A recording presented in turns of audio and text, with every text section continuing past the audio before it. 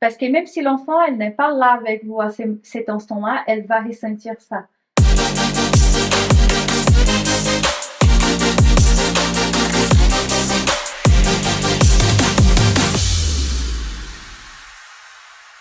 Soyez tous bienvenus au 4e épisode du Parentcast avec la collaboration du estúdio Vanessa Ott et Gringa Bijou. C'est un podcast sans tabou et sans Et aujourd'hui, nous sommes très contents parce qu'on va recevoir quelqu'un qui est très spécial pour nous. Et puis, elle est naturelle de Neuchâtel, elle est 34 ans, thérapeute spécialisée en constellation familiale et reprogrammation mentale. Et avec nous, je vous présente Elisa Silveira. Bonjour, merci de m'accueillir ici. Ça me fait vraiment plaisir, en tout cas, d'être là. Et puis, j'espère pouvoir être une contribution avec le podcast et tous ces bébés que vous avez aujourd'hui et qui est là pour servir le public. Elisa, nous sommes vraiment ravis de t'avoir ici avec nous aujourd'hui. Pour te remercier, nous avons un cadeau pour toi de notre sponsor Gringa Bijou. Et on aimerait aussi partager avec toi et avec tout notre public qu'à partir de maintenant, on a un coupon de rabais. C'est le coupon CAST20, CAST20. C'est un coupon qui va vous donner 20% de rabais pour tous vos achats en ligne de Gringa Bijou. Ah, merci beaucoup, c'est gentil. Je vais ouvrir mon cadeau, tu vois. Ah oui. Oh, il y a un petit message aussi. Ah, il est là. Oh, mais c'est joli ça. C'est Oh, hyper oui, joli. hein. Ça sent tellement bon. Ça, c'est une des caractéristiques de Gringa Bijou, c'est qu'elle est très soigneuse avec les pièces. Ah, Wow. c'est très beau. Mais hein. j'adore. En plus, j'ai cherché vraiment à avoir quelque chose dans ce sens-là parce que j'aime bien des petits bruits d'oreilles. Ah oui, des perles avec des perles. Et je fais encore un Merci petit beaucoup. rappel. Alors, dans le site Gringa Bijou, vous allez trouver ma collection Chris Grisorio avec mon nom, des pièces que moi, j'ai choisies avec Sarah, la CEO de Gringa Bijou. Et puis, nous, on est en train d'utiliser ces pièces aujourd'hui. Ah oui, comme vous pouvez voir. Comme vous pouvez voir. Alors, vous trouvez tout sur le site www.gringabijou.ch. Parfait. Et c'est bon, hein? Oui, c'est bon. C'est bon. Ouais.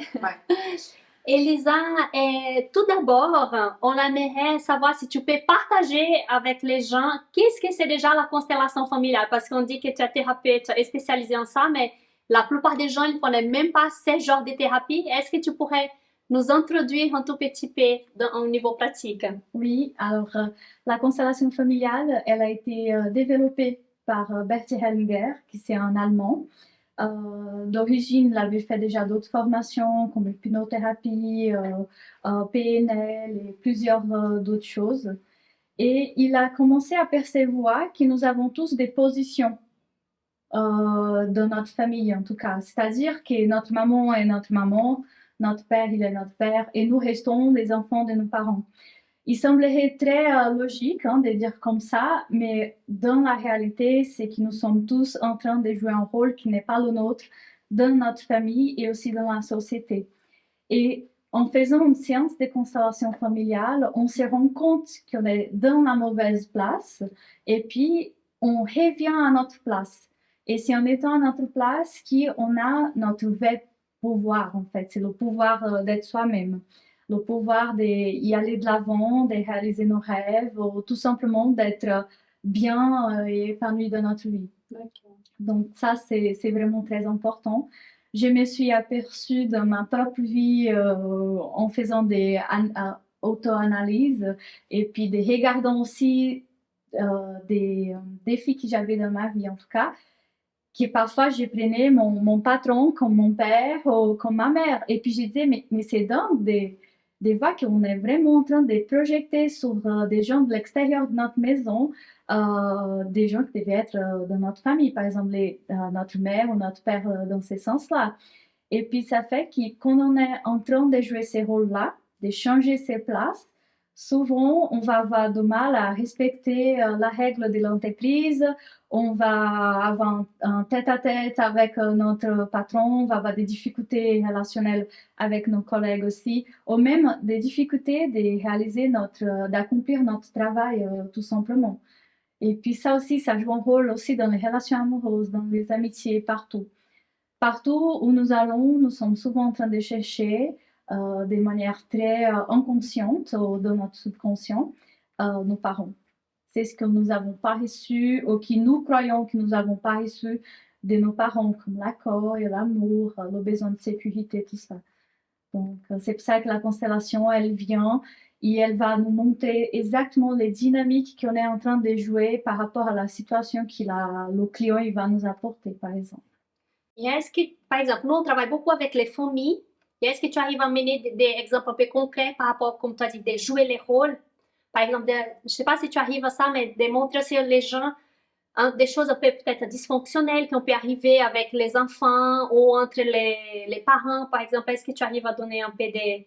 Parce que je sais, juste pour clarifier ma question, par exemple, on sait que parfois, quand tu dis qu'on joue un rôle, il y a par exemple l'enfant qui inconsciemment, il est en train de jouer un rôle comme s'il était un peu plus grand que les parents, on va dire comme ça. C'est une façon inconsciente, hein? Mais est-ce que tu arrives à expliquer un peu ça?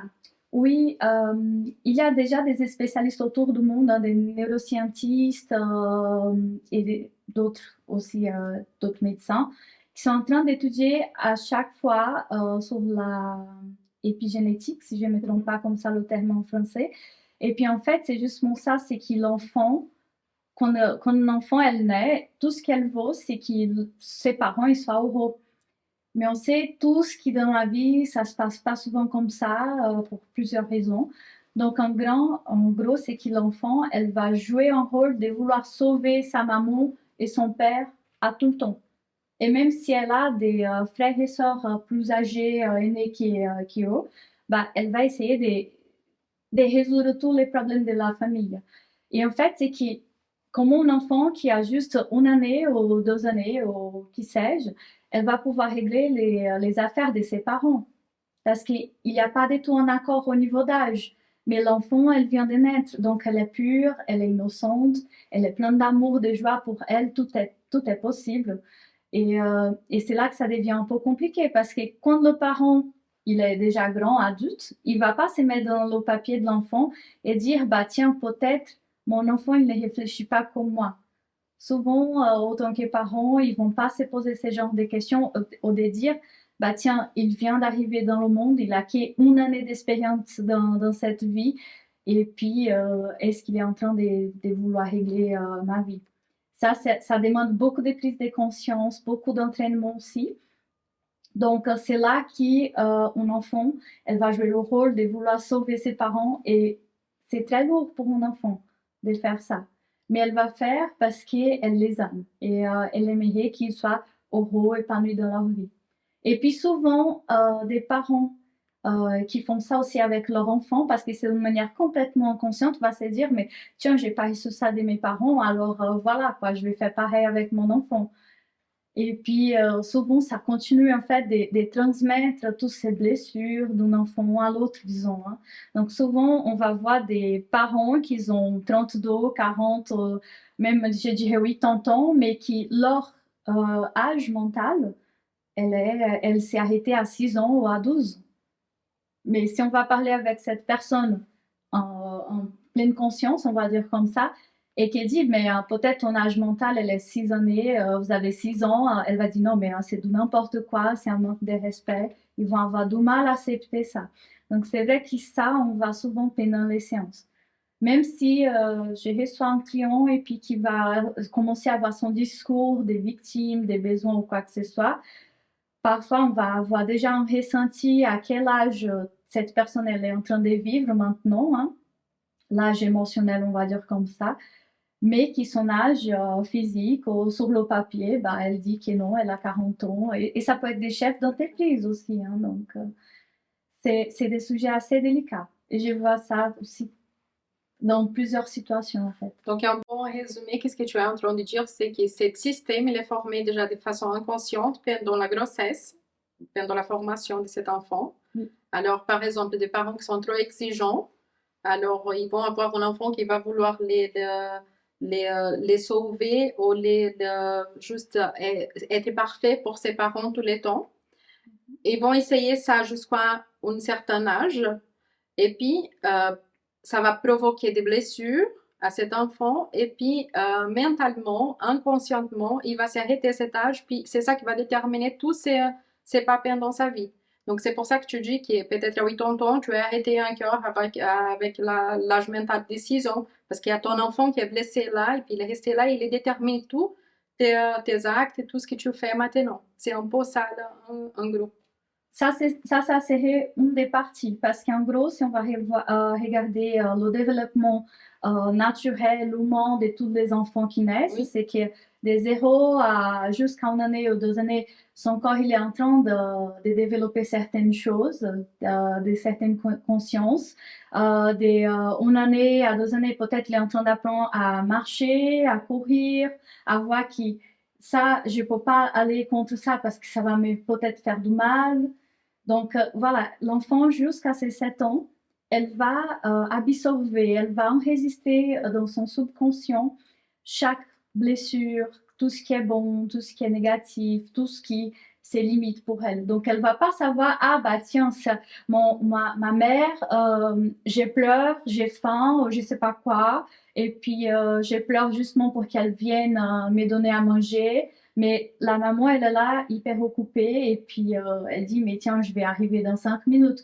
Il n'y a pas cette communication entre les deux. Donc peut-être à cet instant-là, cet enfant peut se sentir, par exemple, abandonné. Oui. Elle va se sentir abandonnée jusqu'à sa Oui. mort si elle ne travaille pas ça. Donc là, on va dans l'histoire de que même si je donne mon mieux pour mon enfant, alors c'est pas ma responsabilité la façon comment il a interprété les choses.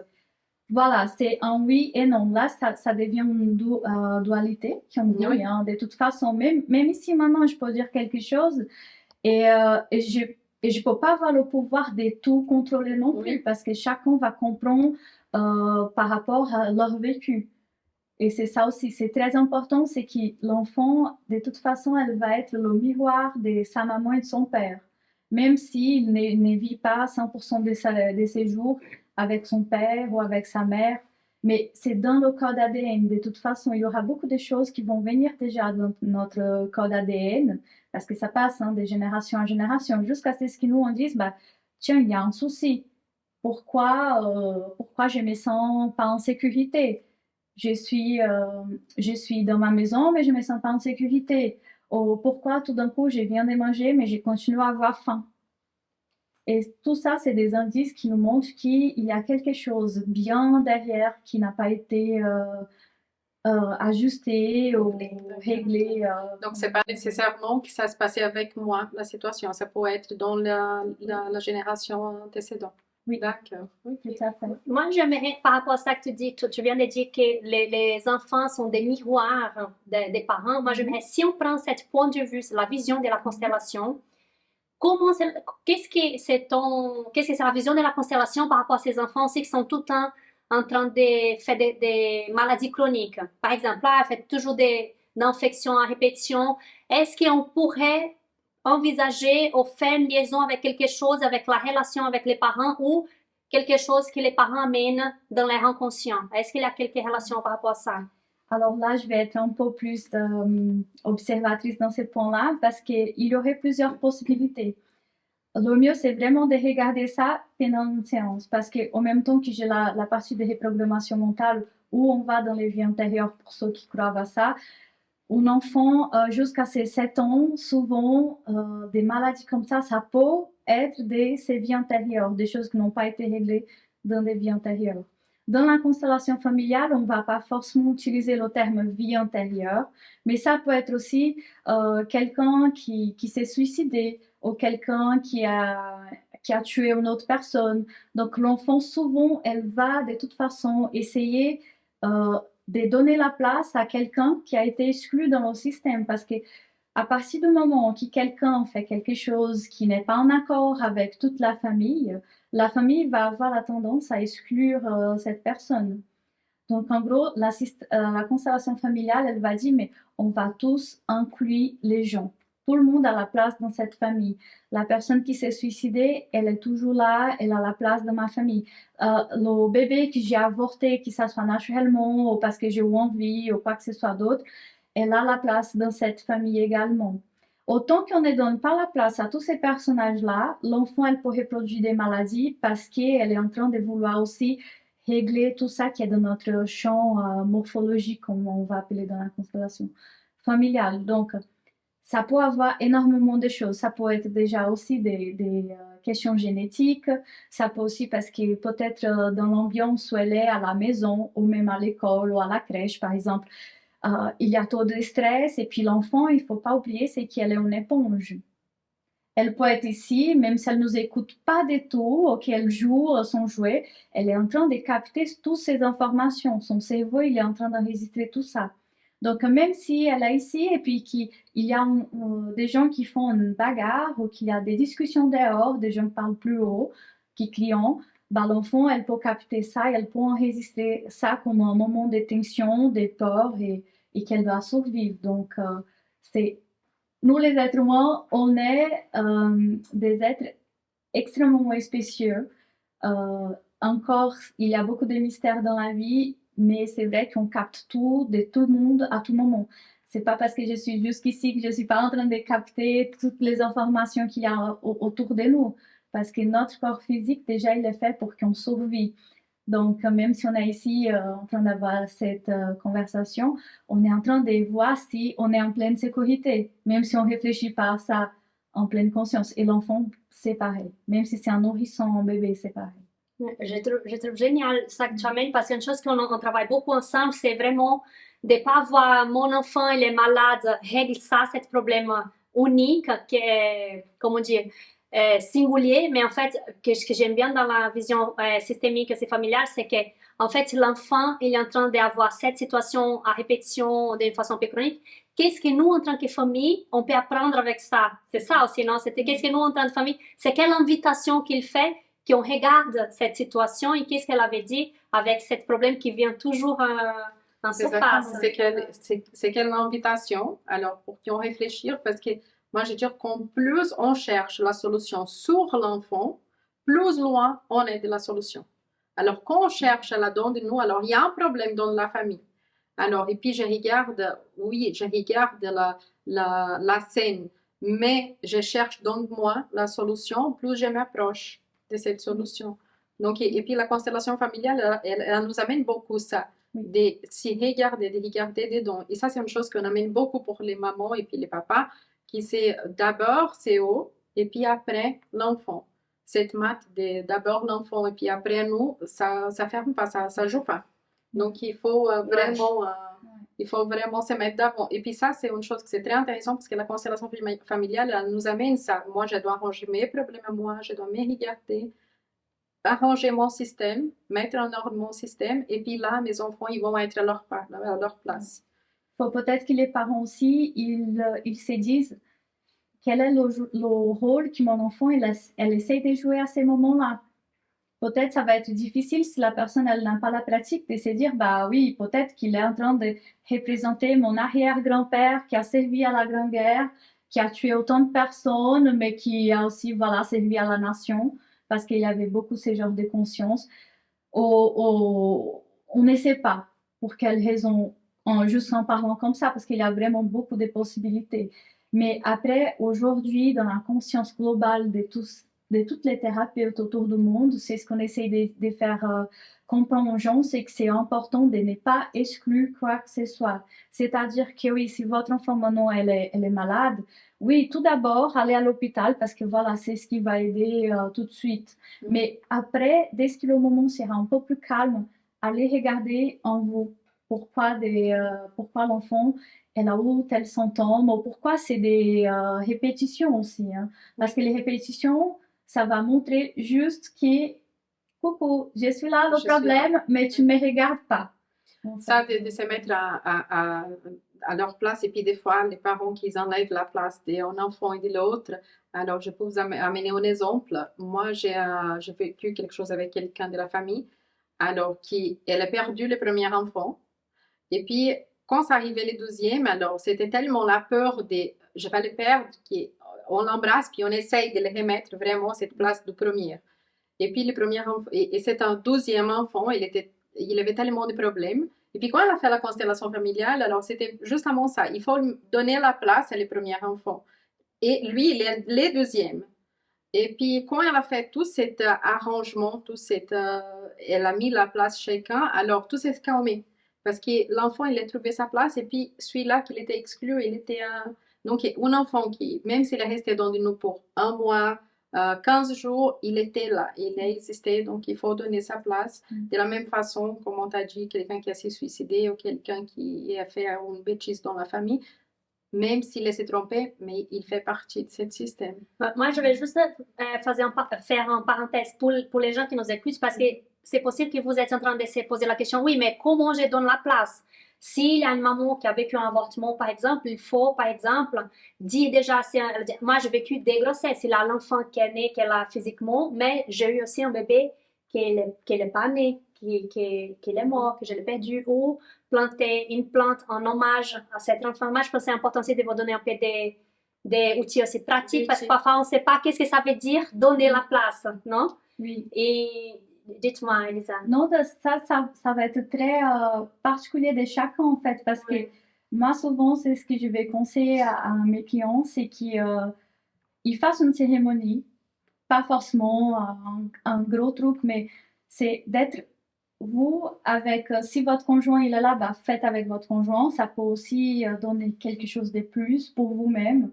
Et faites cette cérémonie, allumez une bougie, achetez des fleurs pour cet enfant, plantez une plante aussi, une fleur, quelque chose comme ça. Avoir aussi un pot, quelque chose qui va symboliser cet enfant. Il dit à elle que même si oui, si elle n'a pas poursuivi sa vie, bah, qu'elle fait partie de cette famille aussi, qu'elle a sa place aussi dans cette famille, dans votre corps. Dans la constellation familiale aussi, on va dire, bah voilà, tous les gens qui sont déjà décédés, donc ça va servir aussi pour nos parents, arrière-grands-parents, les grands-parents et tout. C'est, par exemple, j'étais peut-être très attachée à ma grand-mère et elle vient d'être décédée. Bah, je vais peut-être prendre ça et je me dis, bah, ça représente ma grand-mère à partir de maintenant. Et à chaque fois que je vais regarder cet objet, je vais penser à ma grand-mère avec amour et en reconnaissance de tout ce qu'elle m'a apporté de bien dans la vie. J'ai dit grand-mère, mais ça peut être n'importe quel personnage, ça peut être aussi l'enfant qui n'est pas né. Et à chaque fois, je vais regarder, je vais dire, mais merci parce que à partir de ces moments qui t'est venu et qui t'est quand même parti, bah, j'ai pu grandir, tu m'as amené quand même de la lumière. Hein. Parce qu'il ne faut pas oublier qu'où il y a l'ombre, il y a souvent la lumière après ça. C'est très beau ça. C'est joli, c'est beau ça.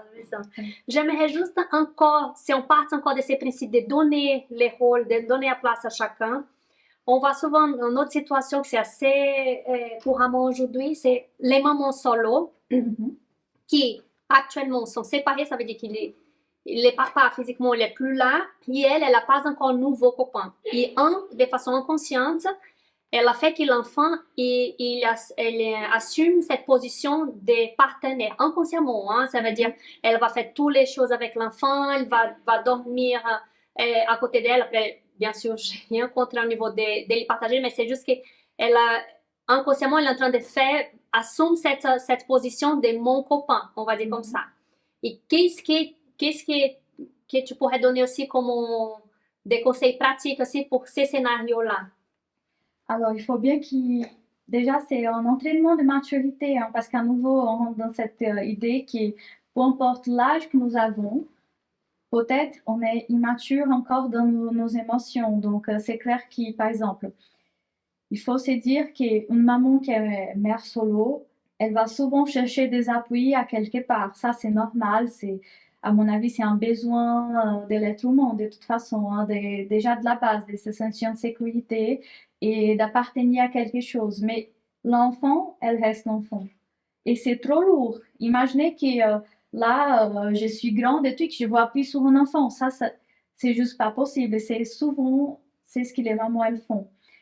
Donc, c'est observer. Déjà, faites un divorce dans votre corps. Hein. À nouveau, on vient de cette partie-là de laisser libre l'autre personne qui est partie parce qu'elle est partie sûrement parce qu'il ne pouvait pas apporter le bonheur ou la nourrir comme elle avait besoin. Et puis, c'est pareil, ça va dans les deux sens. Peut-être elle aussi, elle ne pouvait pas donner tout ce que cet homme avait besoin. Donc, c'est-à-dire qu'accepter. les choses telles comme elles arrivent dans la vie. Parce que si la personne, elle est partie, il y a une raison. La personne, elle va développer sa maturité aussi. Et puis, c'est dire, bah tiens, il est parti, maintenant je vais prendre soin de moi, je vais prendre soin de mon enfant, et puis aller de l'avant. Je sais qu'ils sont très, disons, ah, c'est facile de juste dire, mais de vivre comme ça, ce n'est pas le cas. Je sais parce que je n'ai vécu comme ça. Mon papa, il est décédé très tôt, donc ma maman, elle était mère solo avec moi. Et puis, c'est ça qui m'a amené aussi à apprendre la constellation familiale, parce que pour moi, des choses dans ma vie d'adulte, c'était trop difficile, c'était trop dur. Je prenais le poids de tout le monde, je voulais résoudre la vie de tout le monde, mais c'était très lourd pour moi et je comprenais pas pourquoi.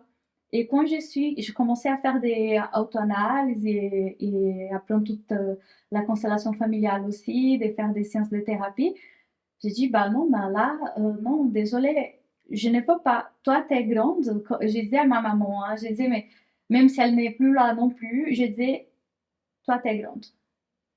Tu peux et tu sais comment régler tes choses. Moi, je reste juste l'enfant ici. Parce que l'enfant actuellement, elle ne saura pas vous dire ça.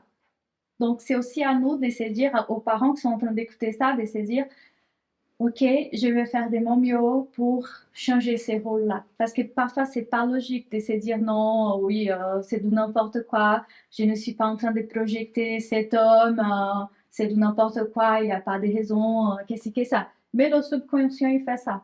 Parce qu'il va chercher à nouveau ses parents dans l'autre personnage. Mais à partir du moment aussi qu'on accepte, qu'on fait cette cérémonie de divorce, hein, parce qu'un divorce, il est comme un deuil, hein, quand quelqu'un meurt, bah, c'est un peu pareil. Hein. Et il faut faire le deuil de cette relation. Et après, s'ouvrir pour avoir une nouvelle. Et c'est là aussi de se dire, bah, tiens, comment c'est cette nouvelle personne que j'aimerais avoir dans ma vie? Parce que ça peut être un homme, ça peut être une femme, mais comment est-ce qu'il est mentalement? Comment est-ce que cette personne est physiquement? Est-ce qu'on va avoir des moments ensemble ou pas? C'est aussi de dire à l'univers qu'est-ce qu'on veut avoir. Parce que juste dire, je veux avoir une personne dans ma vie parce qu'il te manque, parce qu'il y a ces vides dans ton intérieur, ça va aussi recréer ces schémas répétitifs en fait. Donc c'est tout. Donc ça veut dire, alors moi, normalement, je vais chercher quelqu'un qui a la référence masculine pour moi. Donc normalement, ça sera mon père, alors que ça ressemble énormément à mon père. Alors, je trouve, s'il y a une relation qui était malade entre mon père et ma mère, sûrement je vais voir aussi cette relation. Et puis, dans un divorce, j'ai commencé à projeter ça sur mon enfant. Et puis après, mon enfant, il va répéter ça. Et puis, c'est là que ça se passe, les répétitions. Par rapport, alors, la répétition, alors, qu'on fait par rapport à notre famille, alors, on répète les chemins de notre famille. Alors, mais une question pour moi, elle est très floue, alors, c'est pas net pour moi. Alors, par exemple, si moi, je viens d'une famille qui a adopté, je suis adoptive, alors, moi, je vais répéter les chemins de ma famille adoptive ou de ma famille biologique. Parce que si la constellation familiale, elle a dit qu'il y a aussi l'ADN, alors comment ça marche un tout petit peu cette dynamique? Alors là, ça va être une dualité parce qu'il y aura cette côté d'ADN qu'on ne peut pas s'échapper, on va dire comme ça. Et il y aura les nouvelles informations des deux parents qui sont là et tout le champ morphologique de leur famille. Donc, c'est clair que l'enfant, de base, bah, elle va être quand même fidèle à ses origines génétiques. Et après, elle va quand même essayer de récompenser des choses dans la famille adoptive. Donc ça, c'est aussi un sujet hyper important de faire un point sur ça. Parce que l'enfant, elle arrive dans une nouvelle famille. Déjà, c'est un nouveau monde.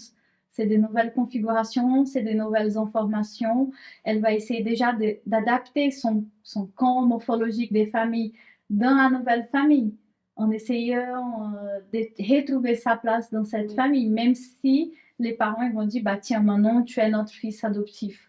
D'accord. Et puis, par exemple, cet enfant, alors il n'est pas dans sa famille biologique, il était adopté, il ne se sent pas exclu du système de sa famille biologique. Comment cet enfant il peut faire pour se sentir à sa place dans sa famille biologique? Alors, il y aura sûrement des probabilités que ça s'arrive des choses dans ce genre-là, parce que c'est clair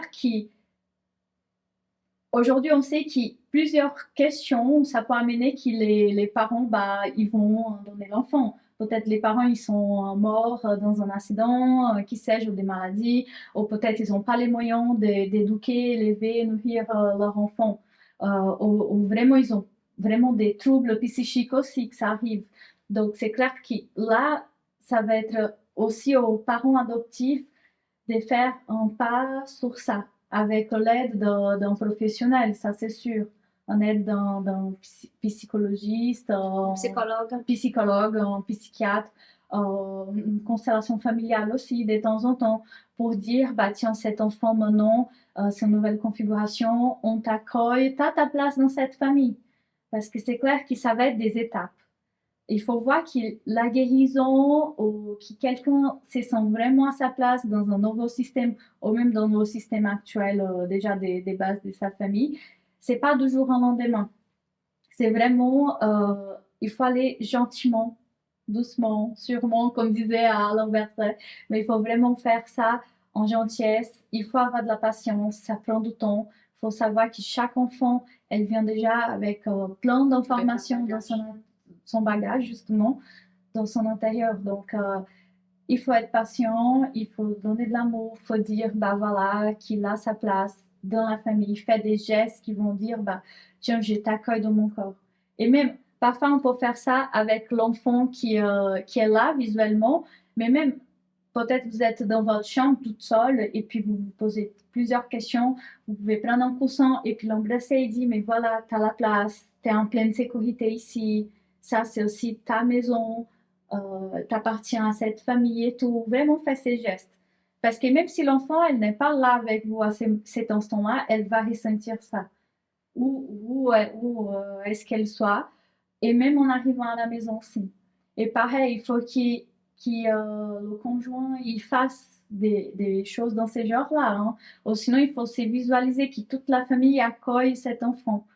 Et que là, cet instant, elle est en pleine sécurité, en harmonie, qu'elle a l'amour, qu'elle va être nourrie, respectée aussi, parce qu'on ne sait pas qu'est-ce que ces enfants, elles ont vécu avant d'arriver là. Donc, respecter ça aussi, comprendre les langages d'amour aussi. C'est quelque chose qu'on en parle très peu, c'est que les enfants, elles ont aussi leur langage d'amour. Oui. Il faut comprendre quel est le langage d'amour de cet enfant, parce qu'elle ne va pas forcément te dire si elle a besoin d'un temps d'attention, mais elle va te démontrer, elle va faire des choses qu'elle va dire, tiens, moi j'ai besoin que tu sois en pleine attention avec moi à présent. Et s'accorder ces temps à cet enfant, parce qu'aujourd'hui aussi on est tellement débordé avec tout ce qu'on a à faire dans la journée qu'on oublie que l'enfant elle a ses besoins aussi. Et puis des fois, on veut nourrir notre besoin seulement, et puis on oublie de regarder qu'est-ce que l'enfant il a besoin. Alors, et puis si nous, on ne comprend pas notre propre langage d'amour, c'est très difficile qu'on va comprendre le langage de l'enfant. Donc ça, c'est un peu de choses qu'on dit aussi dans notre travail, c'est qu'on doit comprendre comment nous, on se sent aimés, c'est quels les gestes. Alors, en gros, pour rester un peu plus clair, alors, il y a 5 langages de l'amour, c'est la touche physique, l'acte de service, les mots d'affirmation, temps de qualité et puis les cadeaux. Exactement. Et puis chaque personne a se sent aimée d'une façon. Alors moi, par exemple, c'est la touche physique. Si tu arrives ici, tu me dis « Salut Chris » et puis tu m'embrasses, moi je me sens super important pour toi.